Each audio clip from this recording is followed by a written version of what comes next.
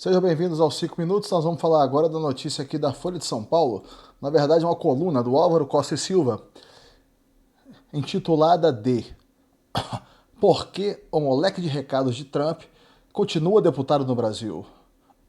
Hugo Mota resguarda Eduardo Bolsonaro da cassação para não irritar a turba bolsonarista. É isso que nós vamos analisar aqui agora. O que vocês acham? Vocês acham que um deputado brasileiro que não consiga uma solução de uma questão aqui no Brasil, vocês acham que ele pode buscar a solução fora do Brasil, já que aqui não está tendo saída? É um caso a se pensar. Porém, eu analisaria que, muito provavelmente, se ele estivesse aqui no Brasil hoje, provavelmente ele não teria mais seu passaporte e, muito possivelmente, também estaria preso. É o estado da situação que a gente está se encontrando agora no Brasil, infelizmente, né? Eu gostaria que a gente conseguisse resolver tudo aqui através dos meios democráticos, principalmente através do Congresso. Você poderia debater lá e tomar as decisões. Mas, infelizmente, não é isso que está acontecendo. E esse senhor aqui, que está fazendo a matéria, que é uma análise, né? Eu achei interessante alguns pontos, queria colocar para vocês. Então vamos ler aqui a matéria. Para acalmar a turba e receoso de novo motim com o objetivo de pressioná-lo a aprovar a anistia de Bolsonaro, o presidente da Câmara, Hugo Mota, resolveu usar a palavra mágica, dinheiro. Determinou que as 6 comissões da Casa acelerem a distribuição de emendas. Então, de cara aqui, ele já está caindo de pau em cima do Hugo Mota, falando que ele vai distribuir emendas aqui para todos os deputados, todo mundo que conseguir pegar uma emenda, né, para tentar acalmar a turma. Mas vocês veem aqui que o fato dele ter usado a palavra motim mostra para mim que ele não viu aquelas manifestações lá na Câmara e no Senado como manifestações normais, democráticas de quem estava tentando forçar a resolução de um assunto. Ele viu realmente como se fosse uma coisa muito ruim, né? Continuando aqui. É mais um movimento acomodatício, sabe? A palavra chique, né? Acomodatício, que explica por que, segundo a Datafolha, a bronca é geral. Legislativo, Executivo e Judiciário estão unidos, não só na reprovação, como no ar de desdém com que tratam as críticas a seu comportamento. Eu achei até legal esse cara, porque apesar de, obviamente, que ele ser um cara de esquerda, né? Mas ele está colocando as coisas aqui, ele também bate um pouco na turma da esquerda. Você vê que ele coloca que é um movimento acomodatício e que todo mundo está unido, o Legislativo, Executivo e Judiciário estão unidos na reprovação, não só na reprovação, né, que a população reprova, mas no ar de desdém com o qual eles tratam essa própria reprovação. Tipo assim, ó, eles estão sendo reprovados e ninguém está nem aí para isso. Agora vamos ver aqui outras questões que ele coloca. Apontado como garantidor da democracia, sobretudo no período Bolsonaro, olha só, é que a gente vê o viés de esquerda total dele, porque para ele o período Bolsonaro não foi um governo normal, foi um governo onde é que a democracia estava ameaçada, mesmo o Bolsonaro tendo sido eleito normalmente e depois de perder a eleição tendo entregue o governo normalmente também. O STF viu sua avaliação cair. As togas, no entanto, estão tinindo, na certeza de que tem a solução para todos os males do país. Eu vejo nisso aí uma certa crítica, sabe? Como se a judicialização de tudo, que é o que está ocorrendo aqui no Brasil, né, fosse uma coisa ruim. E eu acredito que sim, é ruim. Né? Você não tem um tribunal supremo desses em outros países que têm uma democracia mais estabilizada, agindo de forma política tal qual a gente tem aqui no Brasil. Aí tá agora falando do Executivo. O governo é reprovado por 40% dos brasileiros. Isso aqui é porque é uma pesquisa do Datafolha, onde talvez ele pode ter ido lá para a cadeia entrevistar a turma para ser reprovado só por 40, né? Número que aparentemente não espanta Lula, acostumado a conviver com a repulsa de parte da sociedade há pelo menos 50 anos. Não, vocês veem que ele fala do Lula assim, né, que Lula é acostumado com a repulsa, né, de pelo menos metade da população, né? O dado mais alarmante revela uma profunda crise de representação política. Para 78% dos entrevistados, deputados e senadores colocam seus interesses à frente da população. Cara, mas isso não é óbvio? Não é óbvio que a grande maioria dos deputados e senadores agem simplesmente em benefício próprio? Isso aqui é uma coisa que, se a gente pensasse de outra forma, seria chamar o brasileiro de idiota também, né?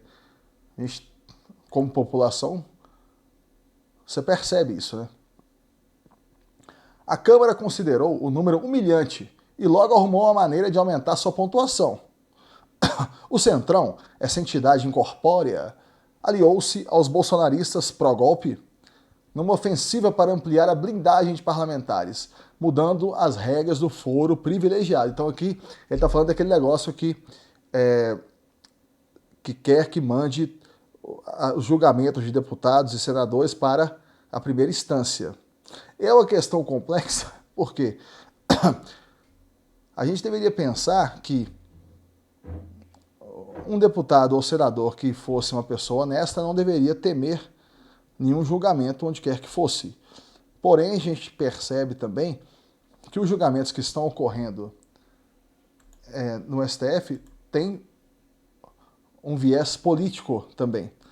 Então, você vê que o que acontece é que a Câmara ou o Senado se veem impedidos de fazer as coisas, os caras não ficam com medo de fazer as coisas porque estão com medo de ser julgados, já que eles também têm rabo solto para todo quanto é lado. Mas quando se analisa que os tribunais têm um viés político, mesmo que eles não tivessem rabo solto, eles também poderiam ter medo, porque o julgamento político é injusto. Aí continuando aqui a matéria dele. A cara de pau é tamanha que eles defendem no pacote de impunidades uma medida que permita à Câmara a autorização ou não da abertura de inquéritos policiais. Então ele está falando sobre isso, né? Que é a Câmara que deveria autorizar. Vou explicar sua participação no motim, espécie de 8 de janeiro engravatado. Ó, o motim está falando daquele negócio semana passada. Marcos Polon disse, sou autista. É uma artimanha de que Eduardo Bolsonaro não pode se valer. Com método, ele rasga a Constituição, sangra financeiramente o país e trabalha contra os interesses nacionais. O deputado no Brasil está nos Estados Unidos cumprindo ordens do seu chefe, Trump. Hugo Mota o resguarda da cassação. Aí aqui acabou a reportagem dele. Eu vou colocar uma fala breve para vocês aqui do Eduardo Bolsonaro, que eu achei interessante também. Porque, logicamente, que o Eduardo Bolsonaro está fazendo uma bagunça lá, porque ele não encontrou solução aqui no Brasil, ele está tentando buscar uma solução lá fora, né? Vamos lá. É natural a extensão da Lei Magnitsky para a esposa do Alexandre de Moraes, porque a Lei Magnitsky é conhecida popularmente como a pena de morte financeira, e é notório que a renda do Alexandre de Moraes, que recebe um salário semelhante de deputado federal, mas usa um relógio, por vezes, aí de luxo, né, que não condiz com o salário que ele recebe, e obviamente ele não sobrevive do salário dele. Então, é notório que esse financiamento para o Alexandre de Moraes vem em parte através da mulher dele, que inclusive é uma advogada que se tornou de grande sucesso após a nomeação do Alexandre de Moraes para a corte. Eu acho justo, eu acredito fortemente que o ministro Padilha está incluso nessa lista de sanções. Eu vejo o secretário Rubio muito sereno na maneira como ele compartimenta a informação e ele não solta listas, etc. Mas eu acho difícil você imaginar que eles vão dar um recado ao governo brasileiro tratando de mais médicos, falando em sanções, e isso daí não alcançar Dilma ou o próprio ministro Padilha. Então o Moraes ele é um psicopata com o poder da caneta e age como um mafioso. Uma política que eles estão fazendo com o mundo inteiro. A questão especial do Brasil e da tarifa ser de 50%, a maior dessa última onda de tarifas anunciadas pelo presidente Trump, é por conta da crise institucional que nós vivemos. Então, é por isso que eu tenho alertado a todos aqueles que pretendem tratar isso apenas pela ótica comercial, isso não vai funcionar. É por isso que eu tenho dito, tem que ser dada uma primeira sinalização aos Estados Unidos de que a gente está resolvendo essa crise institucional. Mas eles perderam poder, eles têm que entender isso. E é necessário tempo para que eles entendam isso. Não existe um cenário onde a Suprema Corte saia vitoriosa desse imbróglio todo. Eles estão tendo um conflito com a maior potência econômica do mundo. O Trump, ele nem começou a usar todas as armas que ele tem à mão dele. Basically, what I'm doing here, né? Aí agora ele começa a responder as perguntas em inglês, sabe? Então eu coloquei aqui para vocês veem que um deputado lá falando esse tipo de coisa, realmente para todos os poderosos aqui do Brasil, deve ser muito incômodo, né? Porém, acredito eu que ele não manda do Trump. O Trump está fazendo o que quer.